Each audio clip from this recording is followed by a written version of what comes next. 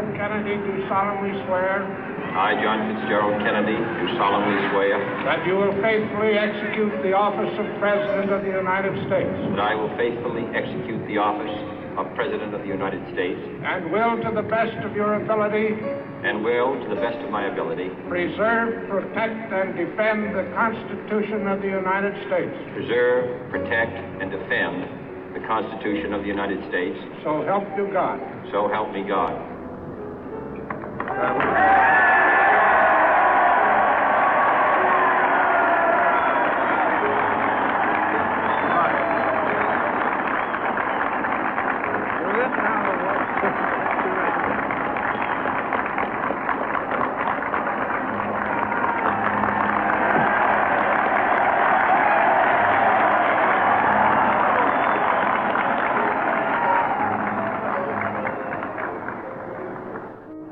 Vice President Johnson, Mr. Speaker, Mr. Chief Justice, President Eisenhower, Vice President Nixon, President Truman, Reverend clergy, fellow citizens. We observe today not a victory of party, but a celebration of freedom, symbolizing an end as well as a beginning, signifying renewal as well as change. For I have sworn before you and Almighty God the same solemn oath our forebears prescribed nearly a century and 3/4 ago. The world is very different now, for man holds in his mortal hands the power to abolish all forms of human poverty and all forms of human life. And yet the same revolutionary beliefs for which our forebears fought are still at issue around the globe. The belief that the rights of man come not from the generosity of the state, but from the hand of God. We dare not forget today that we are the heirs of that first revolution. Let the word go forth from this time and place to friend and foe alike that the torch has been passed to a new generation of Americans born in this century, tempered by war, disciplined by a hard and bitter peace, proud of our ancient heritage, and unwilling to witness or permit the slow undoing of those human rights to which this nation has always been committed and to which we are committed today at home and around the world.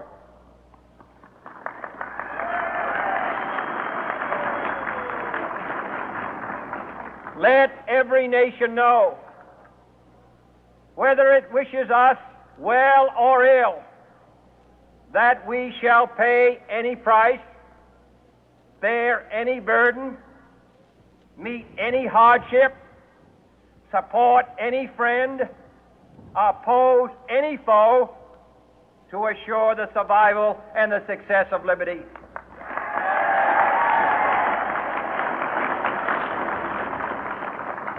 This much we pledge and more. To those old allies whose cultural and spiritual origins we share, we pledge the loyalty of faithful friends. United, there is little we cannot do in a host of cooperative ventures. Divided, there is little we can do, for we dare not meet a powerful challenge at odds and split asunder.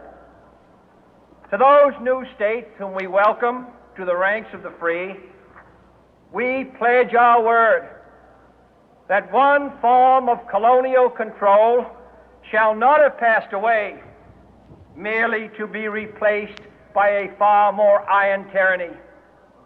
We shall not always expect to find them supporting our view, but we shall always hope to find them strongly supporting their own freedom and to remember that in the past, those who foolishly sought power by riding the back of the tiger ended up inside.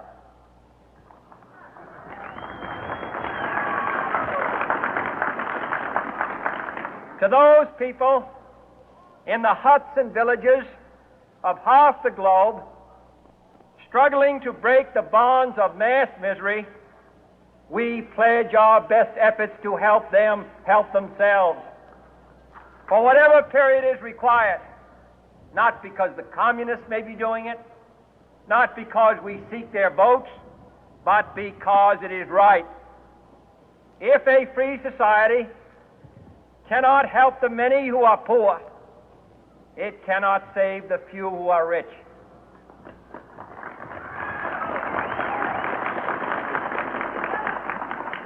To our sister republics south of our border, we offer a special pledge to convert our good words into good deeds, in a new alliance for progress, to assist free men and free governments in casting off the chains of poverty.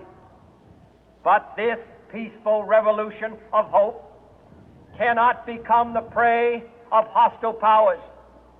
Let all our neighbors know that we shall join with them to oppose aggression or subversion anywhere in the Americas.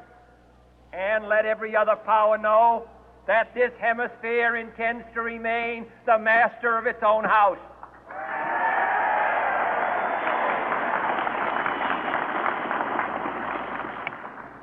To that World Assembly of Sovereign States, the United Nations, our last best hope, in an age where the instruments of war have far outpaced the instruments of peace, we renew our pledge of support to prevent it from becoming merely a forum for invective, to strengthen its shield of the new and the weak, and to enlarge the area in which its writ may run. Finally, to those nations who would make themselves our adversary, we offer not a pledge, but a request that both sides begin anew the quest for peace. Before the dark powers of destruction, unleashed by science, engulf all humanity in planned or accidental self-destruction, we dare not tempt them with weakness, for only when our arms are sufficient beyond doubt can we be certain beyond doubt that they will never be employed. But neither can two great and powerful groups of nations take comfort from our present course, both sides overburdened by the cost of modern weapons, both rightly alarmed by the steady spread of the deadly atom, yet both racing to alter that uncertain balance of terror that stays the hand of mankind's final war. So let us begin anew, remembering on both sides that civility is not a sign of weakness, and sincerity is always subject to proof. Let us never negotiate out of fear, but let us never fear to negotiate.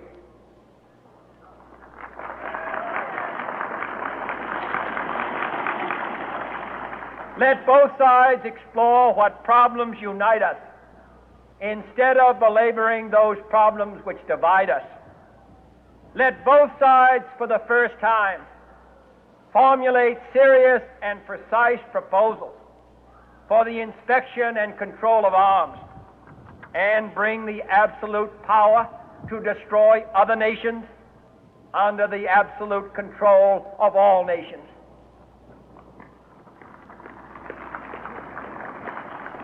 Let both sides seek to invoke the wonders of science instead of its terrors. Together, let us explore the stars, conquer the deserts, eradicate disease, tap the ocean depth, and encourage the arts and commerce. Let both sides unite to heed in all corners of the earth the command of Isaiah to undo the heavy burden and let the oppressed go free. And if a beachhead of cooperation may push back the jungle of suspicion, let both sides join in creating a new endeavor, not a new balance of power, but a new world of law, where the strong are just and the weak secure and the peace preserved. All this will not be finished in the first 100 days, nor will it be finished in the first 1,000 days, nor in the life of this administration, nor even perhaps in our lifetime on this planet. But let us begin.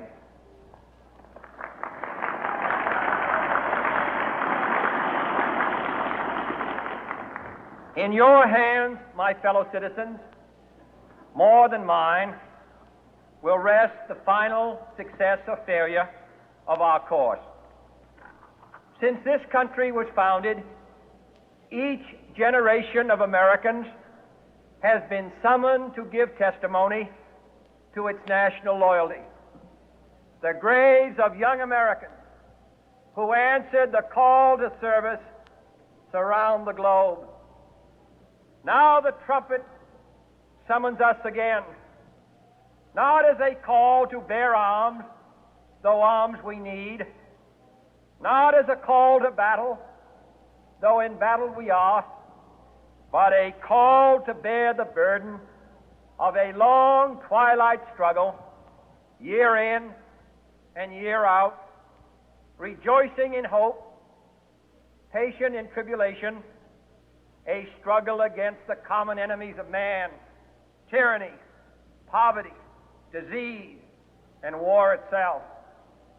Can we forge against these enemies a grand and global alliance,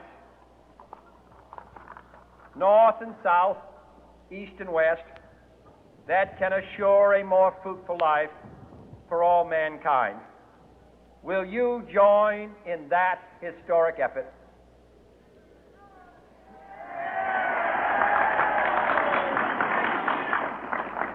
In the long history of the world, only a few generations have been granted the role of defending freedom in its hour of maximum danger.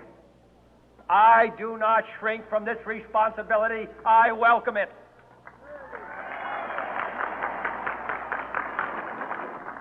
I do not believe that any of us would exchange places with any other people or any other generation.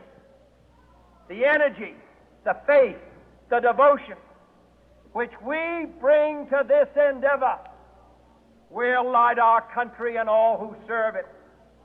And the glow from that fire can truly light the world. And so, my fellow Americans, ask not what your country can do for you, ask what you can do for your country.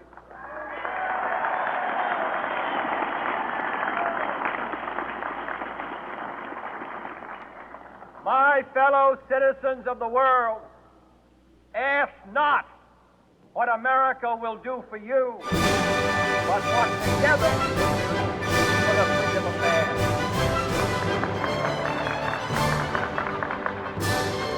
Finally, whether you are citizens of America or citizens of the world, ask of us here the same high standard of strength and sacrifice which we ask of you. With a good conscience, our only sure reward, with history the final judge of our deeds, let us go forth to lead the land we love, asking his blessing and his help, but knowing that here on earth, God's work must truly be our own.